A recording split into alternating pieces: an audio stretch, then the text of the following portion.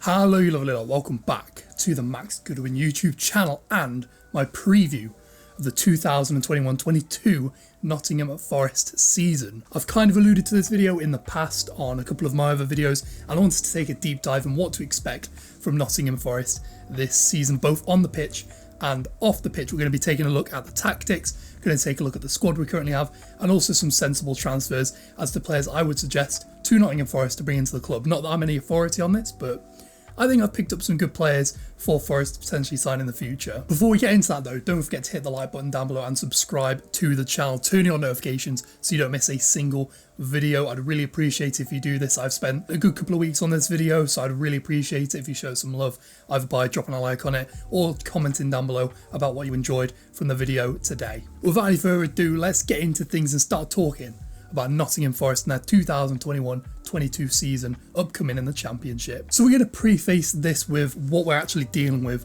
Nottingham Forest at the moment. Unfortunately, a pretty disappointing campaign, if I do say so myself. 17th place in the Championship out of 24 teams. You'd probably suggest an alright season, you've avoided relegation, but considering what we've dropped off from the season before, finishing 7th and missing out on the playoffs by pretty much the final game of the season, with Swansea just nicking that place in 19-20 and Sabri Lamucci. A pretty disappointing start to the season. Saw Lamucci fired at the beginning of the 2021 season, what I'm trying to say.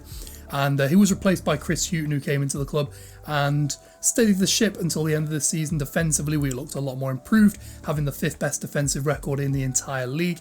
However, goals were a big problem. Our two main strikers, Lyle Taylor and Lewis Grabban, combining for just 10 league goals between them and underperforming their expected goals by 50%. So to say that there's a little bit of displeasure at the club at the moment would probably be a little bit of an understatement, but there is definitely some reasons for optimism. The squad at the moment is still probably a decent enough team or a decent enough core of players to build upon for hopefully a promotion push this season, or at least a playoff push. I feel like that's a fairly optimistic goal for this season, and of course there's been some big changes behind the scenes, but we'll get into that a little bit later on. Of course, our Championship season does begin on Sunday the 8th of August, hopefully the day after this video is going live. If I've edited it in time and if I've rendered it and all that in time, hopefully this is going live the day before our first game, where we'll be taking on Coventry City in the Championship. Now, of course, expectations run wild at the beginning of the season. New players come into the club, maybe a change of management, maybe a change of style. More or less though, they tend to sort of go as expected. I will probably get into my expectations for Forest this season, why I think we'll finish, how we'll probably do in the transfer market and in the league, but we'll get into some other bits first. First thing I want to do is talk a little bit about our current manager, Chris Hughton. Of course, we know Chris Hughton from his time at Brighton, successfully getting them promoted to the Premier League and establishing them as a decent Premier League side. Nothing special, but getting them established in the Premier League. But the best thing we can probably do is take a look at what Chris Hughton means to Nottingham Forest. So let's kick things off with what to expect from Forest this season under experienced head coach Chris Hughton. Foremost is the shape. Hughton has preferred to play a 4-2-3-1 in the past, although he himself admits that it is more like a 4-4-1-1.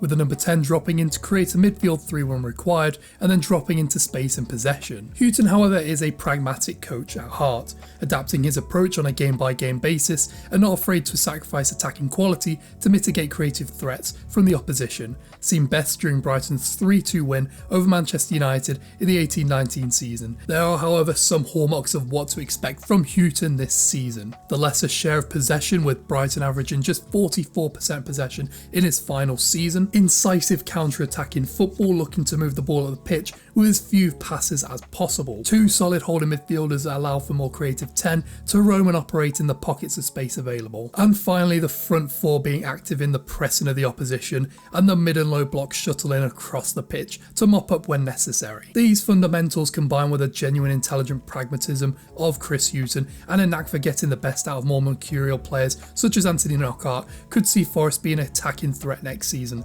Moreover, following a successful campaign under Sabri Lamucci in 2019-20, in which they finished 7th, the squad seems geared towards a more counter-attacking system. Of course, it's all well and good talking about how the manager is going to impact on his side this season. We've also got to take a look at the current squad available to Nottingham Forest this season. Unfortunately, there have been quite a few departures. Financial issues at the club and trying to match financial fair play have meant a large swath of players have been released from the club, including, I would argue, probably our two best fullbacks in Cyrus Christie and Yuri Ribeiro. Midfielder James Garner has gone back to Manchester United following the end of his loan, and Sammy Amiobi, who was a pretty loyal servant to the club over the past 3 or 4 years, he unfortunately departed the club at the end of the season as well. So what does that actually leave us with? What squad are we left with? What remanence are we left with? Let's take a look at the squad currently available to Forest at the moment. Okay, let's take a look at the players available to Forest at the moment and the positions they need strengthening. Bryce Samba would likely keep his place between the sticks. He featured in all but one of the championship games last time out, keeping 14 clean sheets, conceding less than 1 goal per game, and boasting a 75% save percentage from 151 shots on target. New signing Ethan Hovarth from Club Brugge would offer good competition in the goalkeeping position. Defence is potentially the biggest issue, especially at fullback. Carl Jenkinson is likely to start at right back with Guy Tumbong on the left, but these are definitely areas for improvement, with 3 out of the 4 first team fullbacks available having contracts that expire in 2022. It will be crucial to recruit for these positions now, so we'll come back to these later. Centre back is more straightforward. Worrell and McKenna. McKenna is good at progressing the ball through midfield and ranked in the top 10 for centre backs in the league for defensive duels won, whilst Worrell is much the same, minus the progression numbers, and good for blocking shots. However, he can be susceptible to aerial struggles, especially when strikers play onto him. Forest conceded the 7th most shots last season, despite having the 5th best defensive record, suggesting either an outstanding goalkeeping season from Bryce Samba or an ability to mitigate the opposition to speculative efforts. Either way, there are reasons for optimism. The midfield pivot could be a problem. Ryan Yates is an aerial presence in both boxes, but unadventurous in possession, not too dissimilar to Thomas Souček. Whilst Cafu is great as a ball progressor through both dribbling and passing, but is well below par with his defensive contributions. Now Jack Colback and Harry Arter could be good squad options, but neither offer the bite in the midfield that Forest had with Ben Watson in 2019-20. And looking to the transfer market could be helpful in adding more defensive coverage to an already very attacking midfield. Despite big departures from the forward line, Forest are well poised to be able to construct an attacking lineup that could rival most in the league. At 10, Forest could see either Brennan Johnson or a returning João Carvalho thrive with real freedom we expect from Chris Hughton. Whilst inconsistent at times under Lamucci, Carvalho has shown enough to stick around the City ground, and Chris Hughton has a reputation for getting the best out of mercurial talents. On the other hand is Brennan Johnson, able to play across the front line, but best off the right. Johnson has a very well-rounded skill set, with 11 goals, 2.5 shots and 1.5 dribbles for Lincoln in League One last season.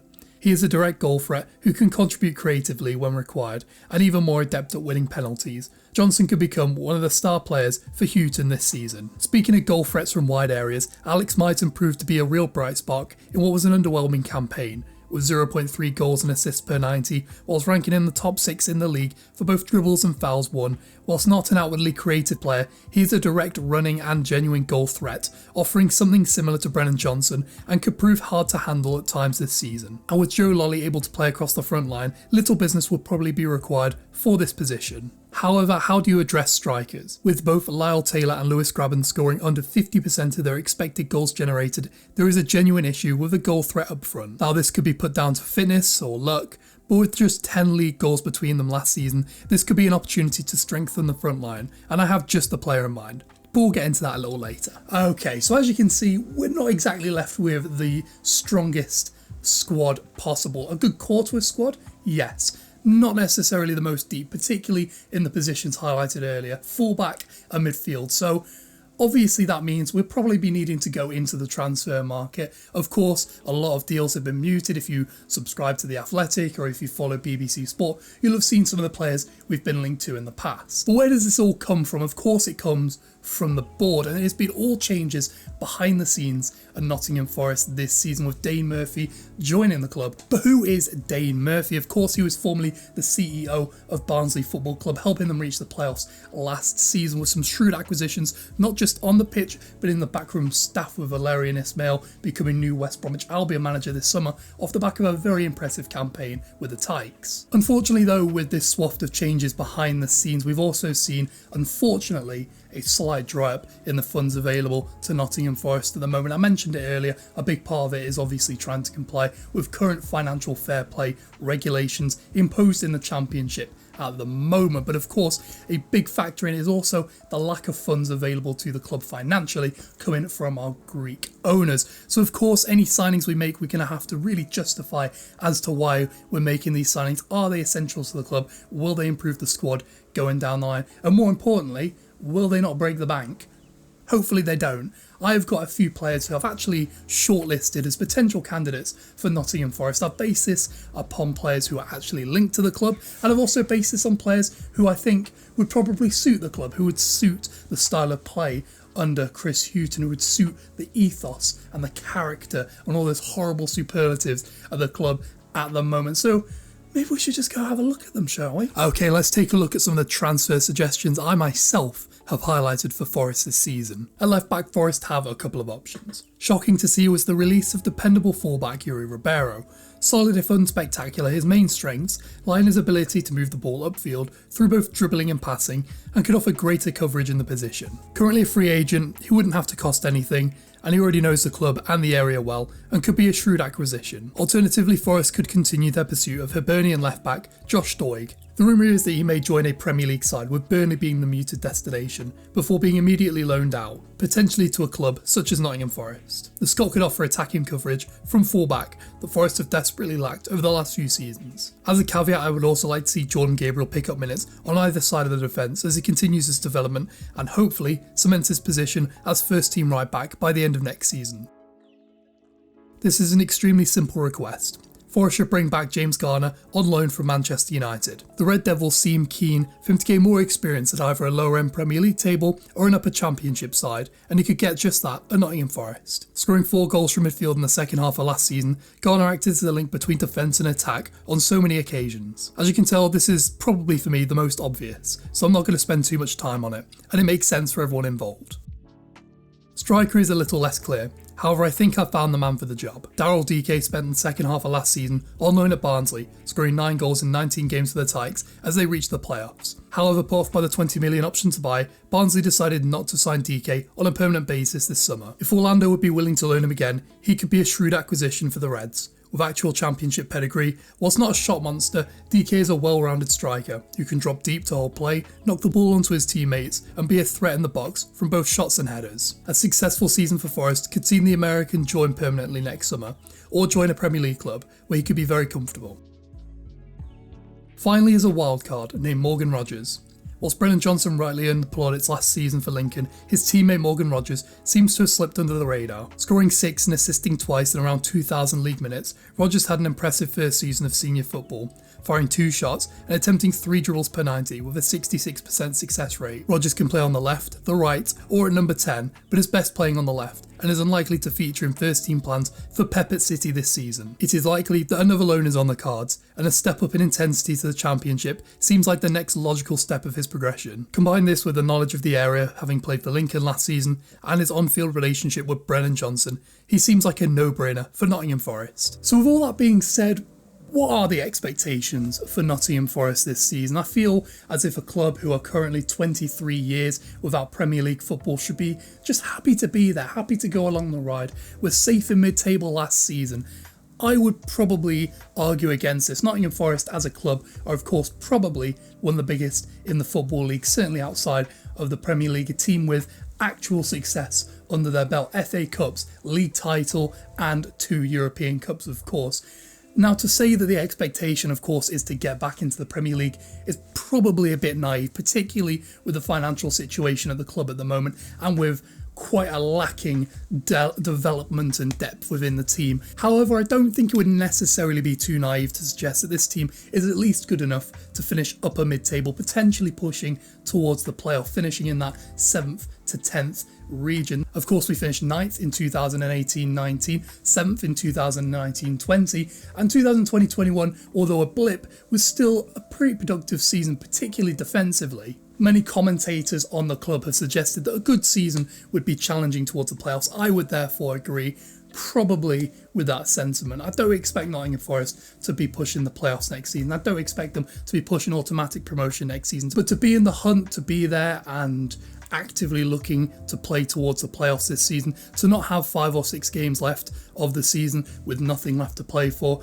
I would quite like to see us pushing towards the upper echelons of the Championship this season. I believe the core of the squad is probably good enough, with some of the acquisitions potentially maybe some of the ones I've suggested for the club. I do believe there is the potential in the squad to maybe even push towards promotion this season. I would suggest giving it maybe another year to bring some more harmony and homogeneity to the squad in order to really craft something that Chris Hughton can really work with in his second full season in charge. Let me know what you think though of Nottingham Forest campaign upcoming in the Championship this season in either comments down below or on social media. Of course, if you're new to the channel and you've been brought here by the YouTube algorithm, I upload regular FIFA 21 and soon to be FIFA 22 career mode content to this channel, as well as general football chatter. So if you like that kind of stuff, maybe even consider hitting the subscribe button down below. It would really make my day and I'd be very much appreciative of you doing that. That though does wrap up, of course, this deep dive into the 2021-22 campaign